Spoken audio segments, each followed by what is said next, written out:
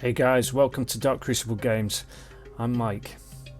About 10 years ago, during my Malifaux phase, I made some custom bases out of plastic card, cast them up in resin and sold them to like-minded gamers. In this age of 3D printing, digital sculpting and general pixie magic, it struck me that I could do it all again, recreate them in Blender digitally and export some STL files for a new generation of like-minded gamers. But do I have the skills? This is the base I'll attempt first. As you can see, it is in fact made up of a series of simple shapes, just cylinders and cuboids. So in theory, it shouldn't be that hard.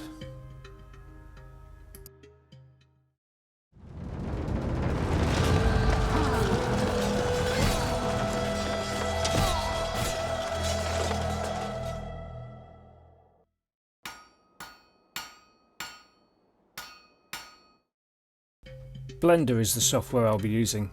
It's free and I put some useful links to get started in the description below.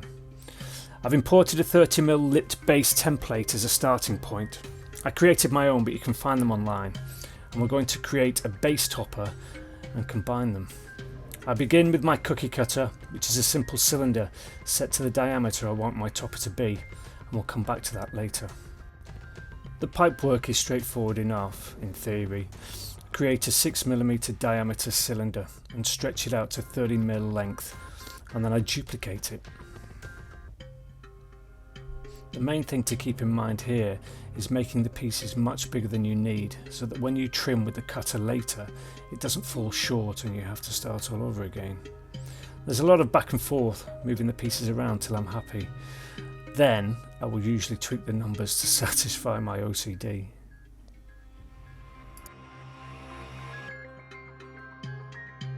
Now I'm happy with the pipes. I'll add the metal edge using a 2mm cube and stretching that to 30mm.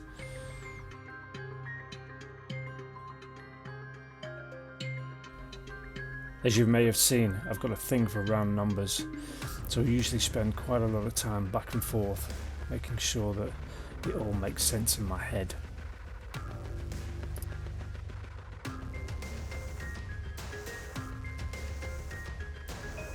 Then I duplicate it for the opposite side, and there's a bit more faffing while I line things up.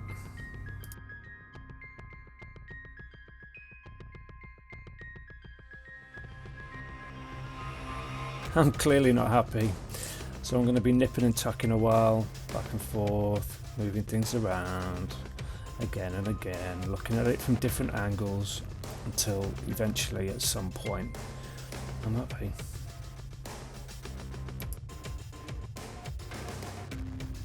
Now for the tricky bit. Up until this point I've been working in object mode, but for the tile slabs I need to switch to edit mode. I had a plane shape and then use a bevel shortcut to round off the corners a little. It took me a while to get there.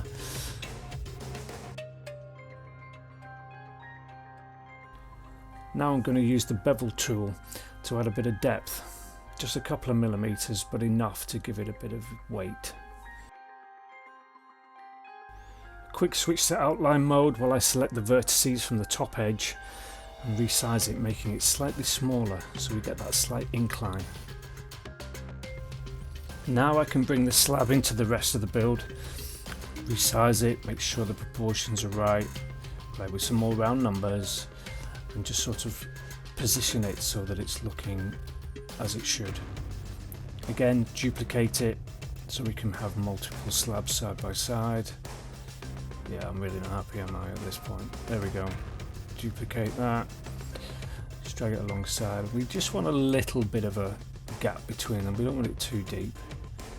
And then similarly, just lining it up with the metal edge, just to make sure everything is feeling good. Duplicate that again for the other side. And we're getting in a good place now, yeah. Starting to look good. The rivets are going to be simple cylinders, much like the original plastic card.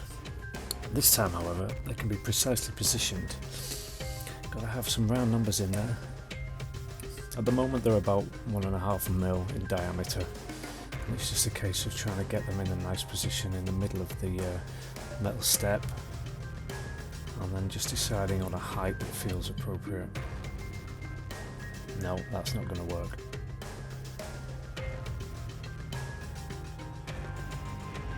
There we go, that's better. And then this is the cool bit. You get to duplicate them and position them exactly. I'm literally moving them 4 mil apart. And then for the other side, it's a simple case of rinse and repeat. Position the first one, and then just change the X value and get the others in place. Nice and easy. We're in the home straight now, people. I'm going to use a Boolean modifier to combine all the pieces we just created into a single solid piece. So I'm going to start by highlighting one of the pipes and then select the wrench icon from the menu on the right hand side there. Select Boolean and then highlight the union option. I use the dropper tool to select the piece I want to combine to the pipe and then select apply from the drop down menu. And once you're done, you hide the pieces you've just combined. As you can see, I'm flying through this now and fast forward. And we're starting to look in good place. It can feel a little tedious, but it's worth it in the end. So now we've got our single solid piece, we're going to bring back the cookie cutter. And I'm going to apply another Boolean, but this time it's going to be intersect instead of union. And boom, we have our base topper cut to the correct size. One final Boolean to combine the topper and the base, and we are done. Just need to export it as an STL file. Make sure you select selection only from the options in the dialog box. There. Now it's time to print.